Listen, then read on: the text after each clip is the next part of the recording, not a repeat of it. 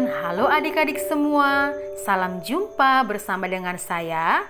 Kali ini saya akan mencoba untuk menceritakan kisah tentang lahirnya Samuel, di mana kisah ini tertulis dalam 1 Samuel bab 1 ayat 1 sampai dengan 28. Bagaimana kisahnya?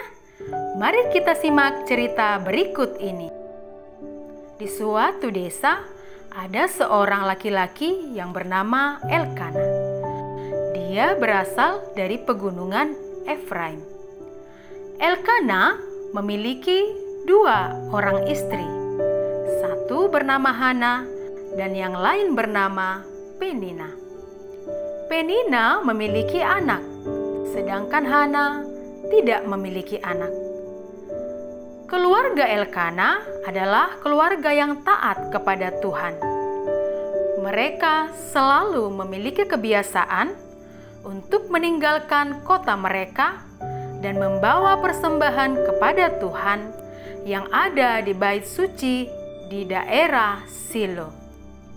Di bait suci Tuhan itu, yang menjadi imam adalah anak-anak Eli, yaitu Hofni dan Pinehas.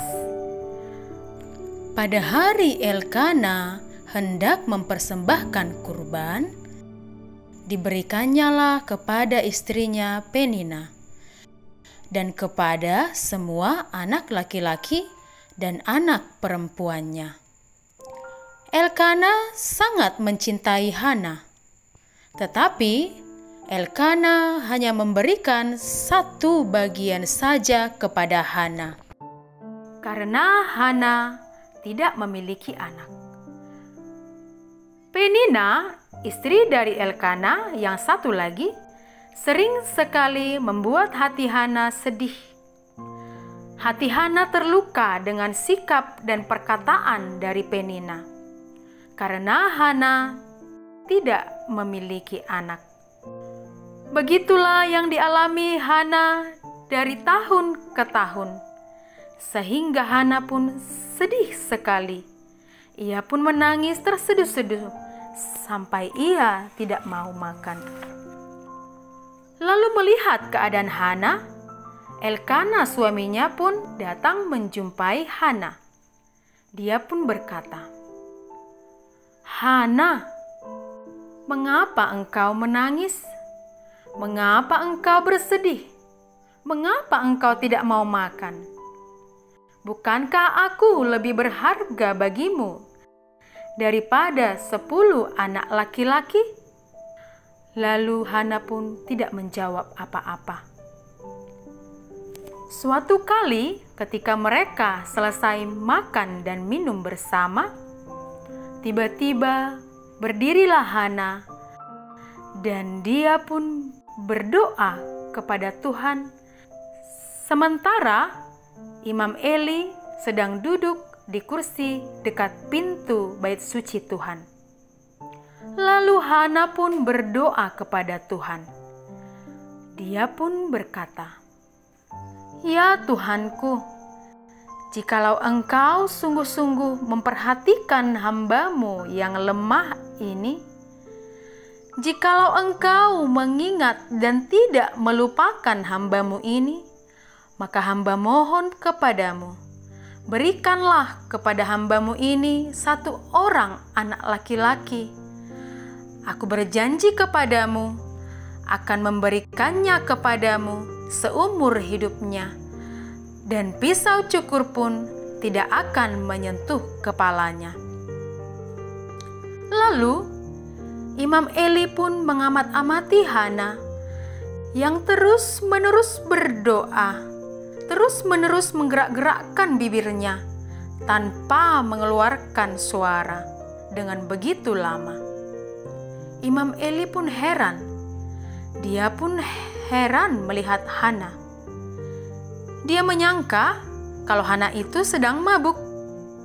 Lalu dia pun mendekat Hana.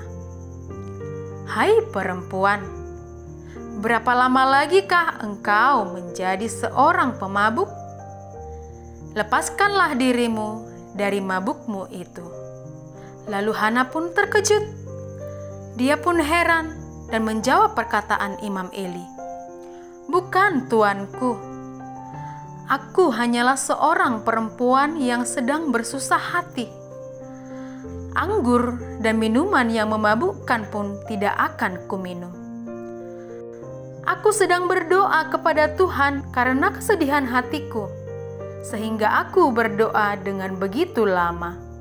Semoga Tuhan mendengarkan apa yang telah kuminta daripadanya." Lalu Imam Eli pun berkata kepadanya, "Pergilah dengan selamat. Allah Israel akan memberikan apa yang telah kau minta daripadanya." Lalu giranglah hati Hana. Dia pun bersemangat dan berkata pada Imam Eli, "Tuanku, biarlah hambamu ini mendapat belas kasihan daripadamu." Lalu Hana pun pergi, dan dia pun ceria dan mau makan kembali. Keesokan harinya, bangunlah mereka pagi-pagi sekali.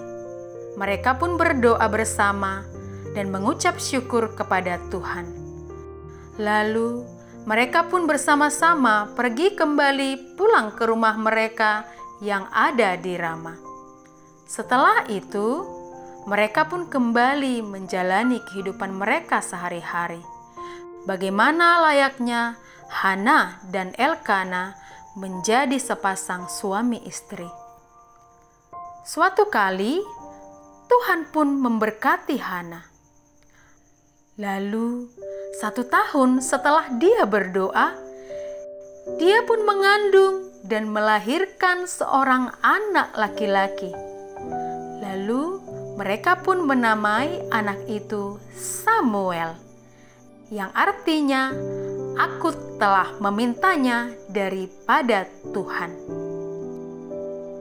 Setelah Samuel lahir, mereka pun sangat bersuka cita, dan Elkana pun akan mempersembahkan kurban sembelihan tahunannya dan kurban nazarnya yang akan dibawa ke bait Tuhan.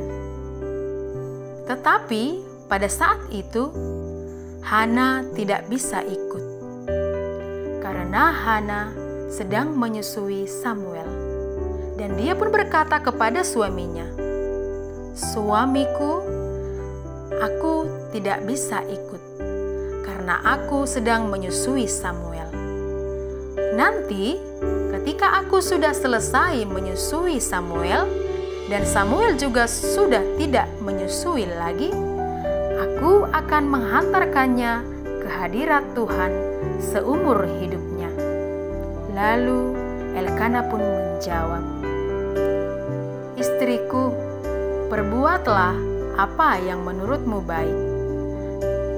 Kiranya Tuhan memberkati apa yang engkau rencanakan." Lalu tinggallah Hana bersama dengan Samuel, sampai Hana selesai menyusui Samuel. Setelah Hana selesai menyusui Samuel, ia pun mempersiapkan kurban yang akan dibawanya bersama dengan Samuel dan suaminya ke bait suci Tuhan. Dia pun mempersembahkan 1 ekor lembu jantan yang berumur 3 tahun, 1 eva tepung, dan sebuyung anggur. Lalu setelah mereka selesai menyembelih lembu tersebut, mereka pun bersama-sama mengantarkan Samuel ke hadirat Tuhan, yaitu kepada Imam Eli yang ada di bait suci Tuhan.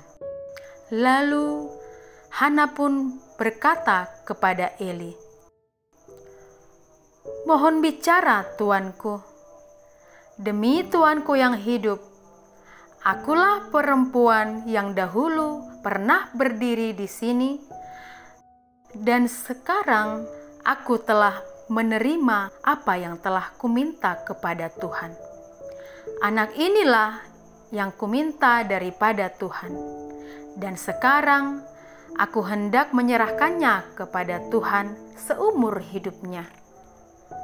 baiklah Tuhan yang berkehendak untuk dirinya sepanjang hidupnya. Lalu mendengar itu pun Eli juga terharu, sehingga mereka pun bersama-sama berdoa, bersembah sujud kepada Tuhan, karena Tuhan telah menunjukkan kebesarannya kepada umatnya. Nah, kawan-kawan dan adik-adik terkasih, ada beberapa pesan yang bisa kita temukan dari kisah tadi. Apa saja itu? Baik, yang pertama, Elkana adalah seorang laki-laki yang taat dan selalu bersyukur kepada Tuhan. Dia selalu memberikan persembahannya kepada Tuhan setiap tahunnya atas apa yang dia miliki. Maka, marilah kita juga selalu taat dan bersyukur kepada Tuhan akan hidup kita.